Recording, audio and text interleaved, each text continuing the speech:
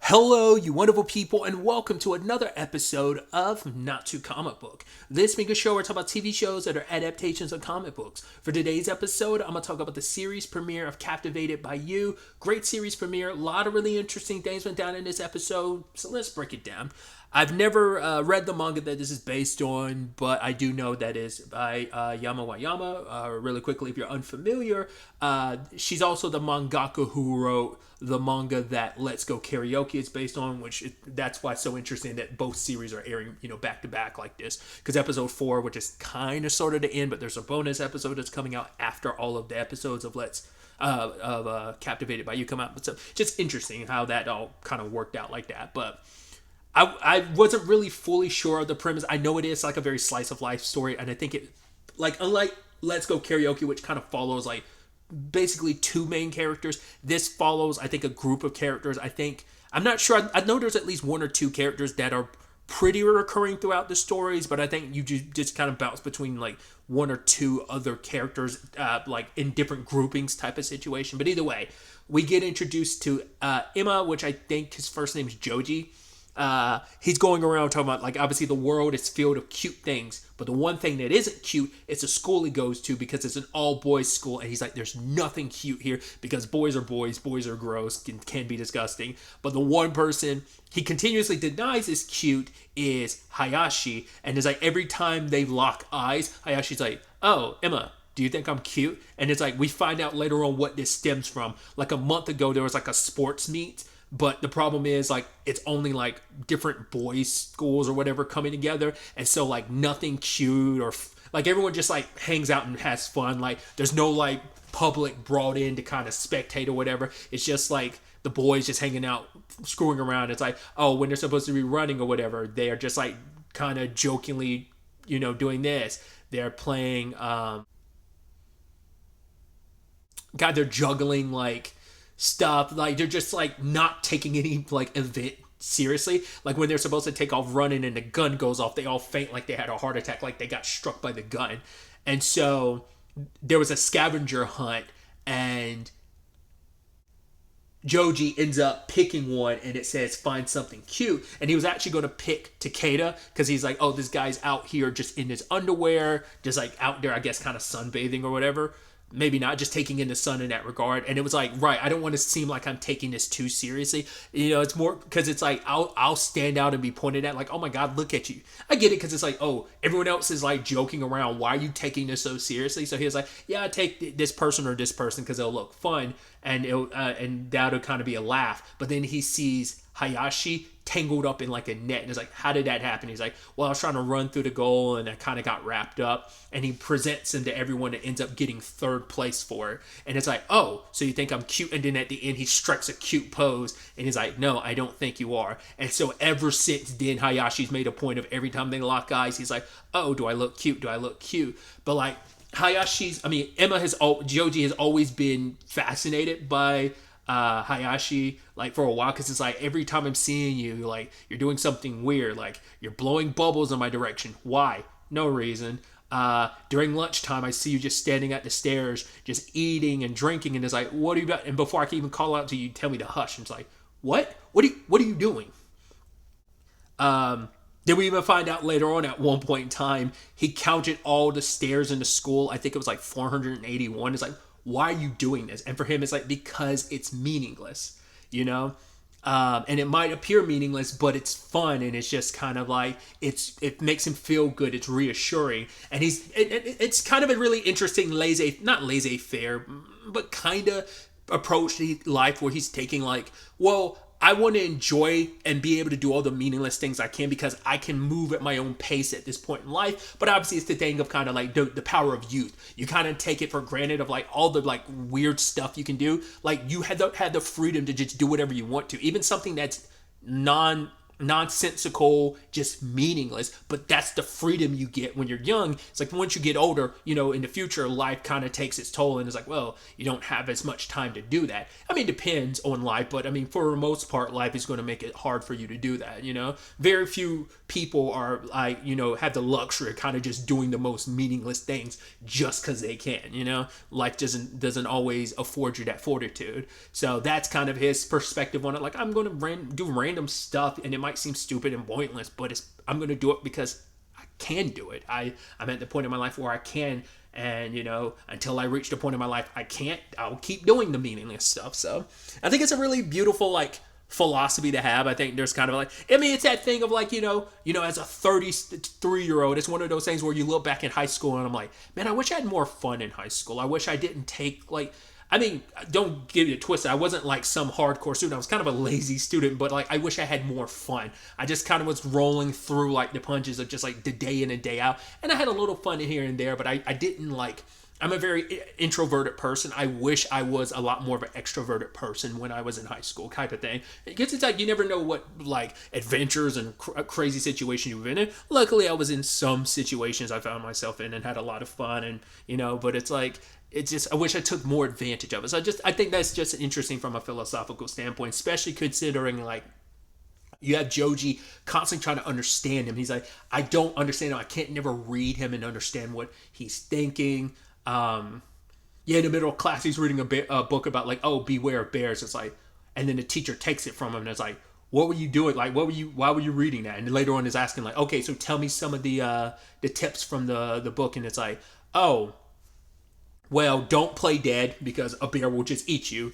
Don't try to run away. A bear is fast. It will catch up and then it'll kill you.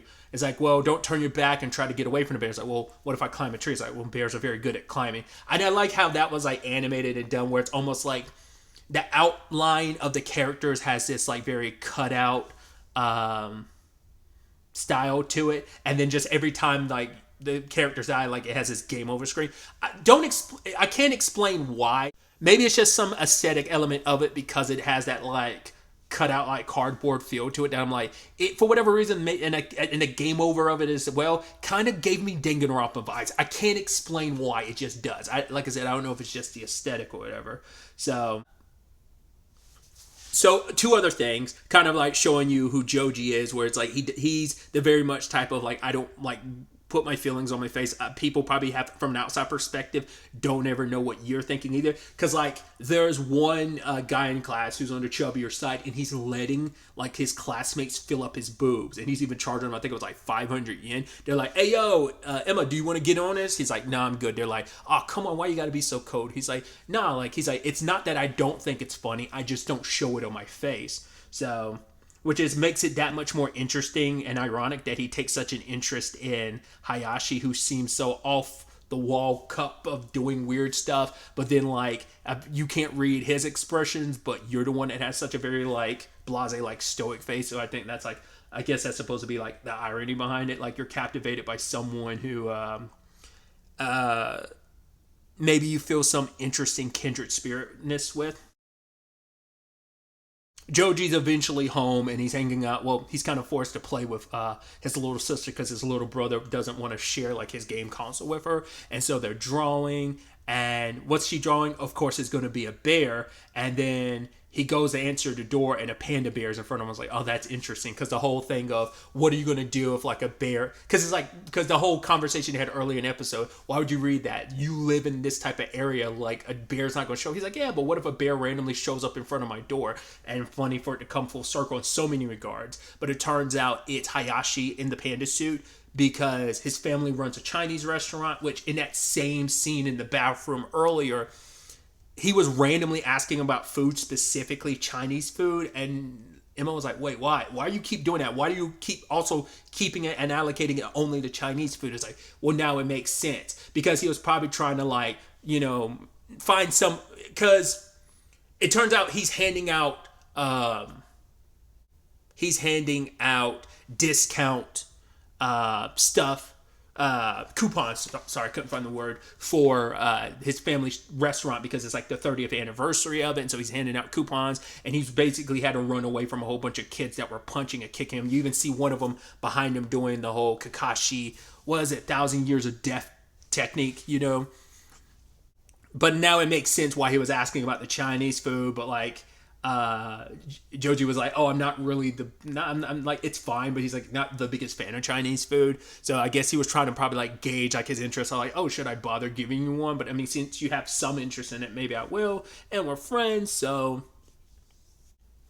And it just seems so random. And he brings it over, and he's like, "Okay, cool." He's like, "Wait, you're gonna leave? That's all?" It's like, "Yeah, that's it." It's like, well, be careful on your way home. Like, you know, the cops might stop you. He's like, "Oh, they don't worry. They already stopped me twice." And then Joji busts out laughing, and it causes Hayashi to laugh too. And it's like this funny moment where he's like, "Oh, like this is the first time I've ever heard Hayashi laugh. I'm so curious what he'd look like underneath." It's like, "Oh, he's actually kind of cute." He's like, "Whoa. I don't think Hayashi's cute. He's only cute because he's in the panda suit. The panda suit's what's actually cute."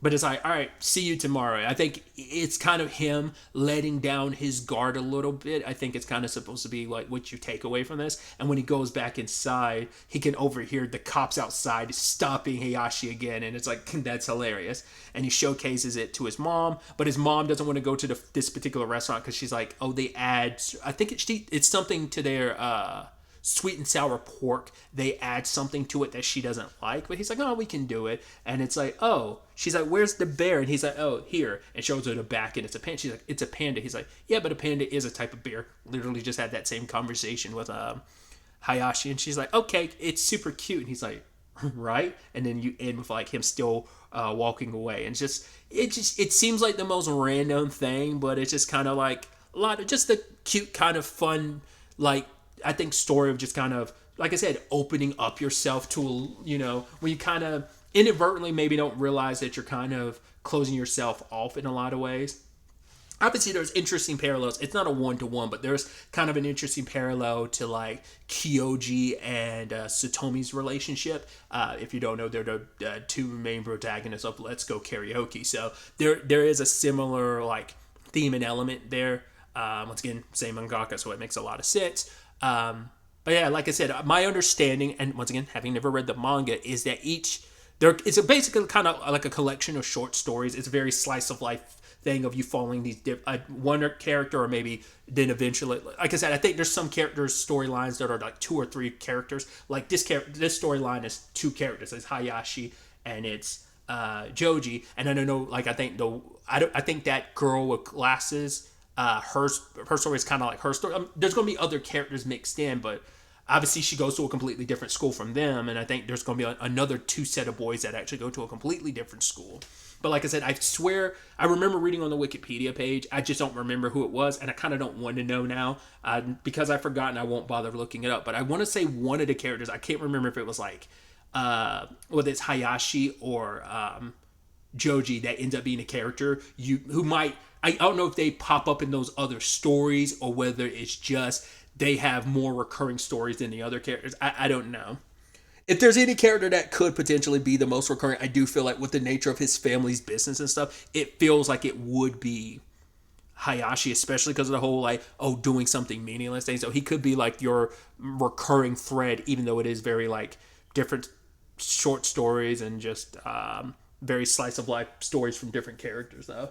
But I'm interested to see where things go, get introduced to these other characters and see what their stories end up being, whether there is any connection, like a character crossing over or whatever. It doesn't matter. I'm just interested to see what the stories end up being and kind of understanding these characters because of the whole like nature of the title of, hey, captivated by you. Like, what are they captivated by, and who are they rather captivated by, and for what reason? It's going to be interesting to find out. So, but yeah, I've run my mouth off long enough. Till the next time we meet, be happy, be safe, live life to the fullest, and enjoy it. Good day and goodbye.